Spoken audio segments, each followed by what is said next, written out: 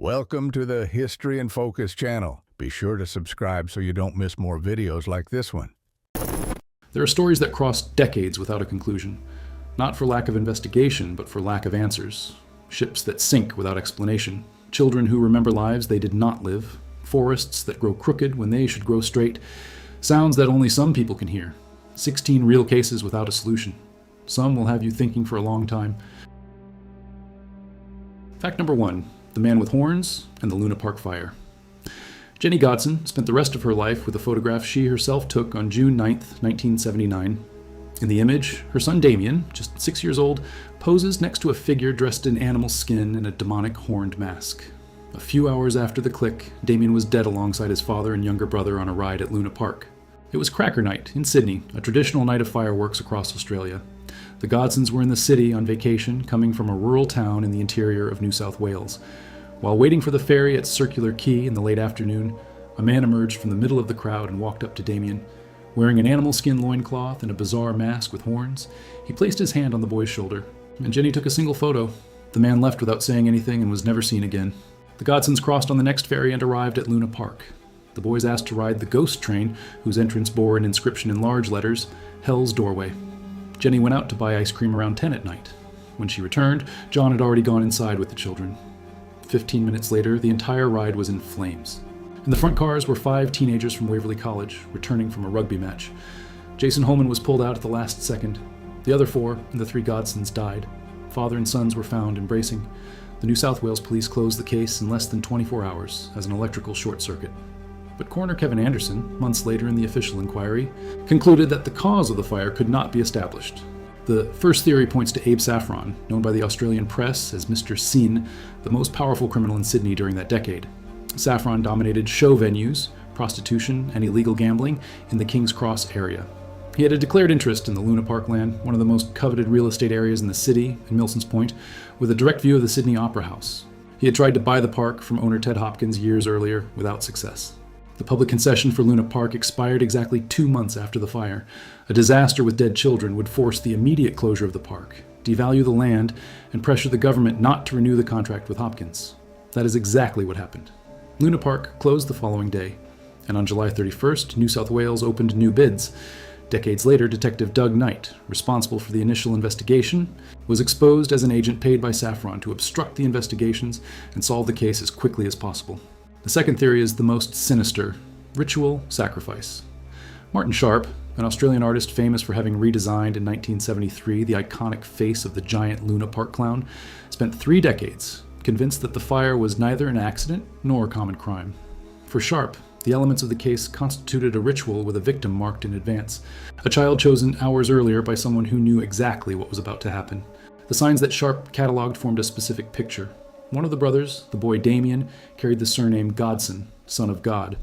He was physically marked at Circular Quay by a figure dressed in animal skin and a demonic horned mask, a costume with direct satanic reference. He was led through the Door of Hell, the literal inscription above the ghost train entrance.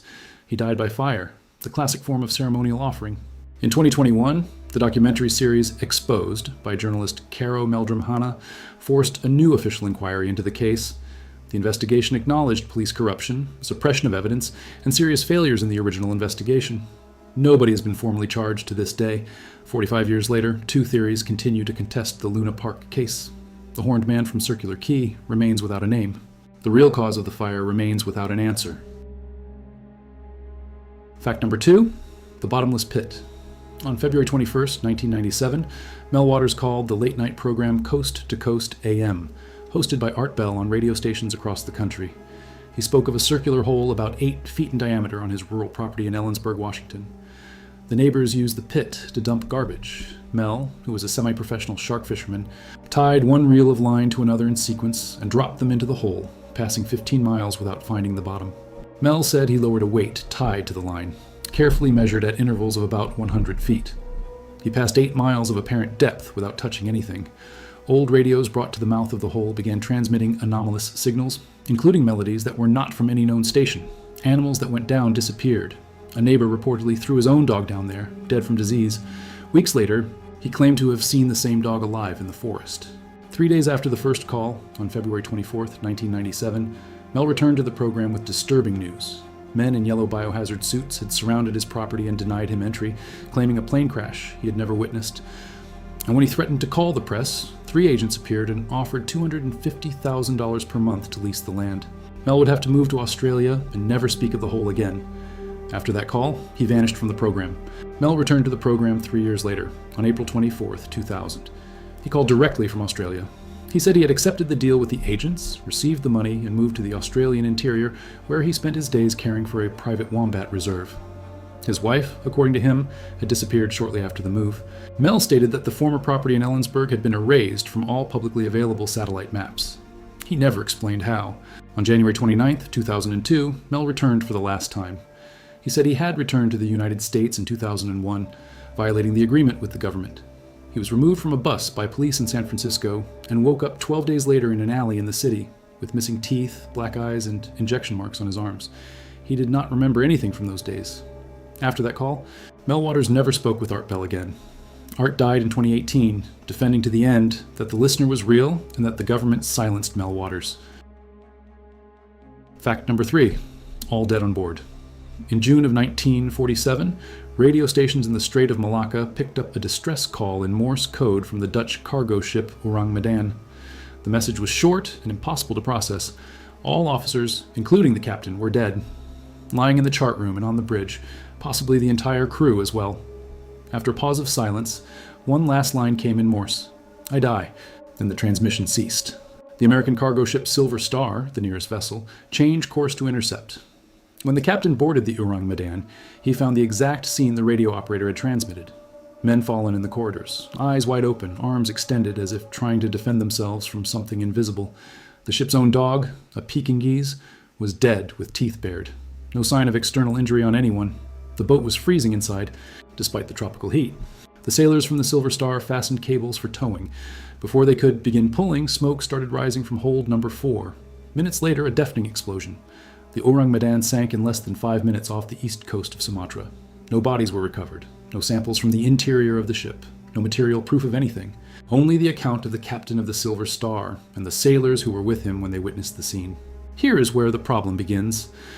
Researchers searched the records of Lloyd's of London, the Royal Dutch Navy, the American Maritime Department. No ship with the name Orang Medan was officially registered in 1947 or 1948. There is no crew list. There's no cargo manifest. There is no documented point of origin. An entire cargo ship with 20 or more sailors does not appear in any publicly available database to this day. The theory many found most plausible was this. The Orang Medan was transporting illegal chemical cargo in the post-war period, possibly hydrogen cyanide or sarin gas captured from the Japanese. A leak would have killed everyone before the explosion eliminated the evidence. The Dutch Navy never officially commented. The account first appeared in a bulletin of the American Coast Guard in 1952, and nothing more has surfaced since then. Fact number 4, the student who suddenly disappeared. On March 31st, 2006, Brian Shaffer, a 27-year-old medical student at Ohio State University, went out to celebrate the start of spring break with a friend. Brian had lost his mother to cancer just 15 days earlier. Around midnight, the two entered the Ugly Tuna Saloon, a busy bar in the Short North neighborhood of Columbus. Brian entered the bar that night and was never seen again. The Ugly Tuna Saloon had only 2 exits, both covered by security cameras recording without interruption. The tapes clearly show Brian entering around 12:02. They show him circulating through the interior of the bar. They never show him leaving, none of the cameras. At no point that night. The bar closed at 2:30 in the morning. Brian was not among the last customers. There were no operational alternative exits, besides one under construction on the side.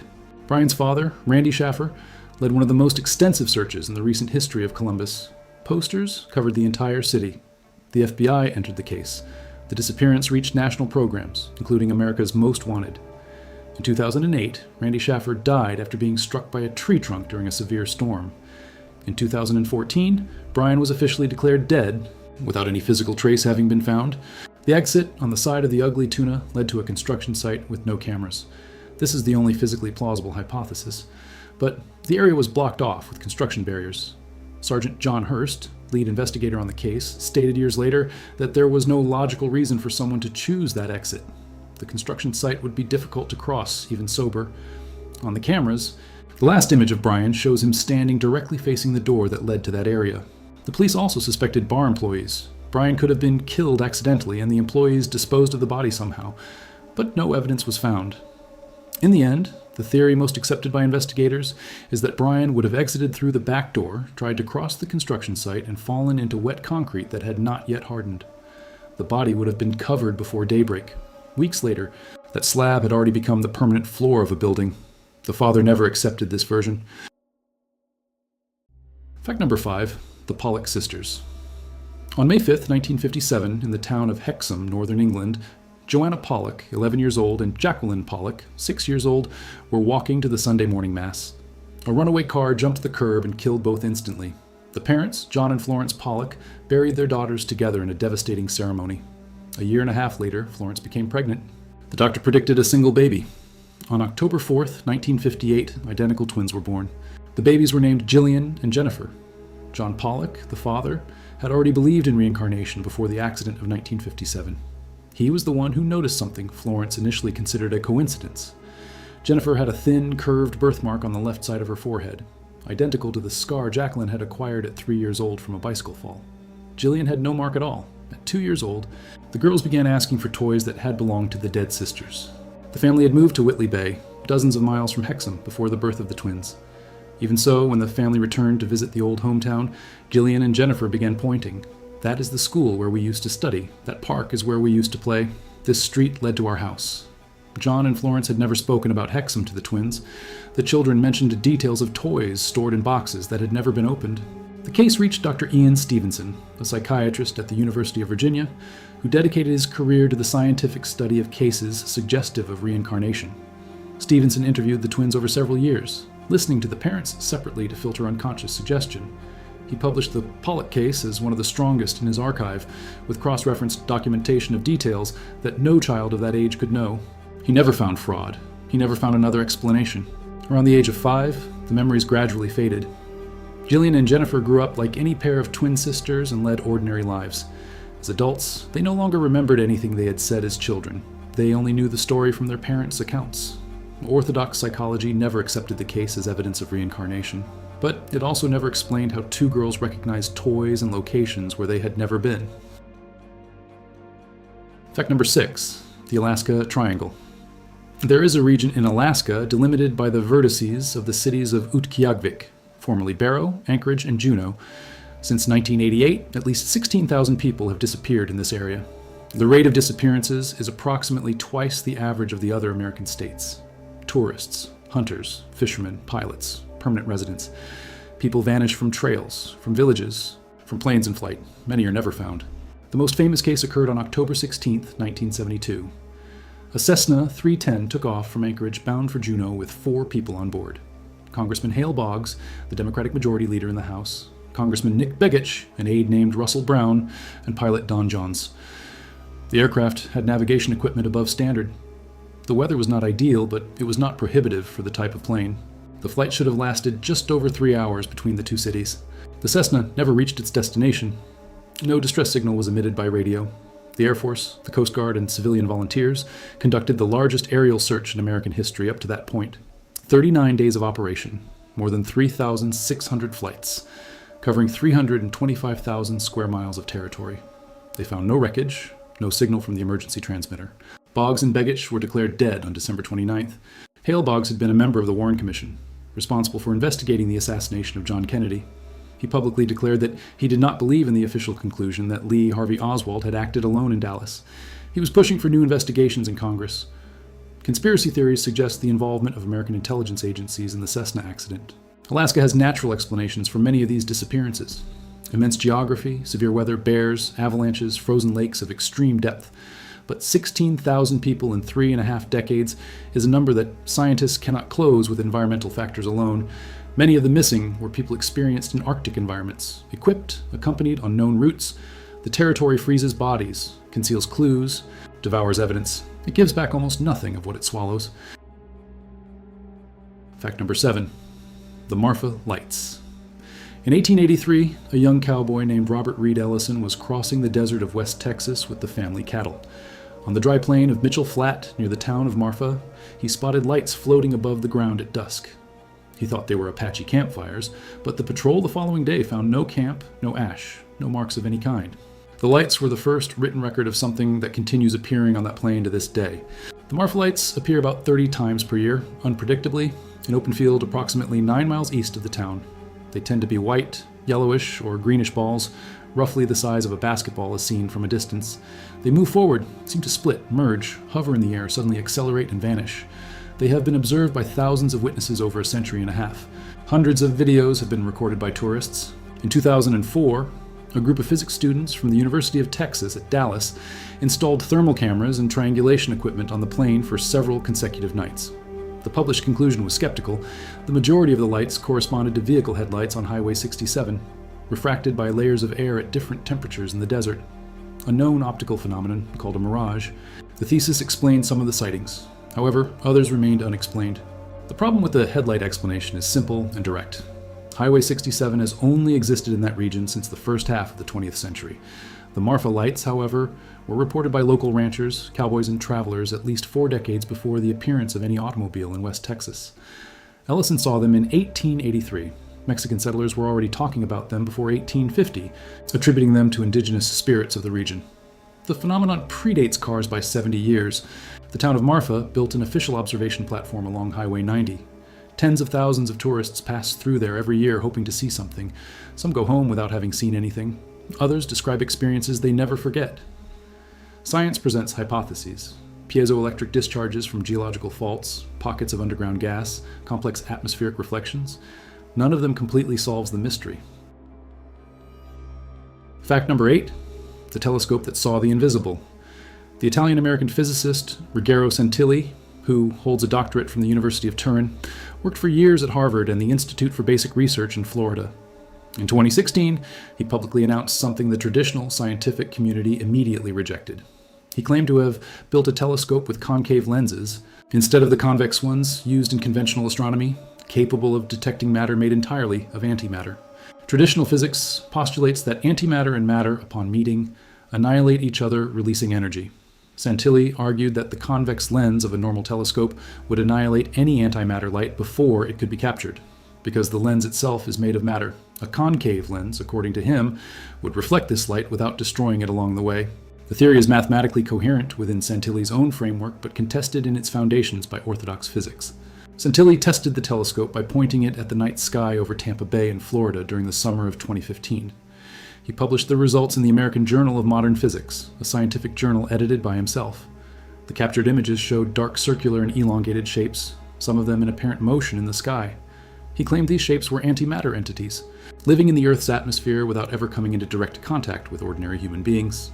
Established physics rejects the research on 2 central points. First, the concept of antimatter light as something distinct from ordinary light contradicts the standard model of particle physics. Photons do not have a distinct antiparticle. Second, the dark shapes captured could simply be optical artifacts. Dirt on the lens, sensor defects, birds, bats, airplanes. The publication was considered pseudoscientific by physicists at the University of California. Santilli, now 90 years old, personally directs the Hadronic Institute for Basic Research in Palm Harbor, Florida. He publishes scientific articles to this day defending his theories about matter and antimatter. Non-orthodox physicists state that his ideas deserved formal examination rather than summary dismissal, but other specialists point out that no independent laboratory has ever reproduced the observations he made in the sky over Tampa Bay. Fact number 9, the Amber Room. In 1716, King Frederick William I of Prussia presented Tsar Peter I of Russia with an entire room lined with panels of fused Baltic amber, gold leaf, and Venetian mirrors. It was about 590 square feet of precious material, about 6.5 tons of worked amber. The gift was assembled and reassembled over 2 decades at the Catherine Palace on the outskirts of St. Petersburg, where it remained for 2 centuries. The Amber Room became the ultimate symbol of Russian imperial luxury. In 1941, when the German army invaded the Soviet Union, palace curators tried to disassemble the room to hide it from the invaders. The amber had become so fragile after 200 years of palace heating that the panels began to crack at the touch. The Soviets covered the walls with wallpaper trying to camouflage the treasure. It did not work. Nazi officers located, disassembled, and took everything. The room was reassembled at Königsberg Castle between 1942 and 1944, becoming an official Nazi exhibition. The last person to see it on display was the museum director, Alfred Rode. in August of 1944. That same month, British bombings devastated the city. Rhodes stated in an official report that he had disassembled and hidden the panels in a safe location before the bombing. He never specified the exact place. The Red Army took Königsberg in April of 1945, but did not find the room. Alfred Rhodes and his wife died in 1945 under suspicious circumstances before being interrogated by the Soviets. The doctors who signed the death certificates disappeared afterward without a trace. The original report on the fate of the room vanished from the German archives. Searches have been conducted in salt mines, bunkers, sunken submarines, and foundations of destroyed buildings, from the coast of the Baltic Sea to the Carpathians. Treasure hunters have been searching for 80 years. Nothing has been found. In 2003, a replica was officially inaugurated at the restored Catherine Palace. It cost approximately $11 million and took 24 years to build with reconstructed craftsmanship techniques. The replica is technically impressive. It is not the same thing. What happened to the original 6.5 tons of amber worked in the 17th and 18th centuries remains a mystery. Fact number 10, the lost hydrogen bomb. In the early morning of February 5th, 1958, a B-47 bomber of the United States Air Force was flying over the coast of Georgia in a simulated nuclear attack training exercise. The aircraft was carrying a Mark 15 bomb, weighing more than 7,700 pounds, about 13 feet long, with a payload equivalent to 100 Hiroshima bombs. During the exercise, an F-86 Sabre fighter jet collided in midair with the B-47. The fighter plummeted. The bomber continued damaged in the air. The pilot of the B-47, Colonel Howard Richardson, understood that he could not land with that extra weight in the belly of the aircraft. He requested immediate authorization to jettison the bomb over the ocean and was authorized by command. He released the device from about 4,000 feet of altitude over the shallow waters of Wassaw Sound near Tybee Island, Georgia. Colonel Richardson landed safely at Hunter Airport. The bomb entered the water, submerged in the mud of the bottom, and was never located again. The American Navy conducted an intensive search for 9 consecutive weeks, with sonar and divers. They covered approximately 3 square miles of sandy and muddy bottom. Nothing. In 2004, retired Colonel Derek Duke claimed to have located the bomb with cheap radiation detectors operating from a private boat. The Navy reevaluated the site. It concluded that the signals detected were merely from natural minerals containing monazite, common in coastal Georgia. The main debate became a simple question: was the bomb armed or not? Air Force officials stated in 1958 that the fissile plutonium core had been left on the ground during the training exercise. Documents declassified decades later, including the testimony of Assistant Secretary of Defense Jack Howard to Congress, suggest the opposite of what was told to the press. Howard described the Tybee bomb as a complete bomb with the core installed. The Pentagon never resolved the contradiction. The Tybee bomb is officially listed as a broken arrow, the military term for serious nuclear accidents. More than 6 decades later, a thermonuclear bomb remains buried in the mud of Wassaw Sound, a few minutes by boat from Savannah. Scientists state that the risk of spontaneous detonation is practically zero. The risk of contamination by radioactive material is monitored periodically. The exact location of the device remains unknown to this day. Fact number 11. The most bizarre recruitment on the internet. On January 4th, 2012, a simple image appeared on the image board forum 4chan. White text on black background. Hello, we are looking for highly intelligent individuals. To find them, we have devised a test. Whoever can find the way out will find the next step. Good luck. Signature 3301. The image contained a message hidden by steganography. There began the most complex puzzle ever publicly posted in the history of the internet. Whoever deciphered the first layer was led to a series of challenges covering advanced cryptography, rare literary books, Mersenne prime numbers, geographic coordinates, and hidden audio files. Physical clues appeared on posters glued to street posts in Warsaw, Miami, Seoul, Paris, Sydney, and more than a dozen other cities. Whoever was nearby photographed the poster, deciphered the printed QR code, and followed to the next point of the ongoing global puzzle. The first round, from 2012, ended with the winners receiving private invitations to a hidden network inside Tor. From there, whoever managed to arrive was silenced. None of the participants who claimed to have completed that edition spoke publicly about what they found on the other side. A second round occurred in 2013, followed by another in January of 2014. After that, the signature 3301 disappeared from the public internet, with no official communication of closure. The theories about the identity of Cicada multiplied. Recruitment by the National Security Agency, a secret operation by the Israeli Mossad or the British MI6, a global anarchist cypherpunk collective, a virtual church, a training program of the Department of Defense. None of these theories was proven. The only thing established is that the technical level of the puzzles required rare skills, combining mathematics, linguistics, esoteric literature, and programming. The last verified communication from the group arrived in April of 2017. A solver found by chance on pastebin a message signed with the original PGP key of Cicada, the same one used in all communications since 2012. Puzzles with an authentic key never came again. The Liber Primus, a book published by the group in 2014, remains without complete decryption to this day. Fact number 12. The alphabet nobody reads. On July 3, 1908, the Italian archaeologist Luigi Pernier was excavating the ruins of the Minoan palace of Phaistos on the south coast of the island of Crete. He found a disk of fired clay roughly the size of a dessert plate. Both sides of the disk were covered with 241 different symbols, arranged in a spiral from the center to the edge. The symbols had been stamped into the wet clay before firing. It was typography 4,000 years before Gutenberg. The 241 signs printed on the disk repeat using only 45 unique characters. That number is consistent with a syllabary, a writing system where each symbol represents a spoken syllable. But none of the 45 corresponds to known systems. Not Minoan linear A, not Mycenaean linear B, not Egyptian hieroglyphs, not Anatolian Luwian script. The symbols include human faces, fish, birds, arrows. They look like pictograms. They may be syllabic. Nobody knows to this day. Since 1908, hundreds of researchers have proposed decipherments of the Phaistos disk. Gareth Owens, a British specialist based in Crete, announced in 2014 that he had identified partial phonetic patterns suggesting a religious hymn to a fertility goddess. The proposal was partially accepted, but is far from consensus. Other epigraphists consider that the disk could be a prayer, an agricultural calendar, or even a ritual board game. No complete reading has been validated. The original disk is on display today at the Archaeological Museum of Heraklion in Crete. Any visitor can observe the piece behind reinforced glass. What it says remains unknown. Historical linguistics considers that without a second example with the same symbols or a bilingual text crossing the system, definitive decipherment is mathematically improbable.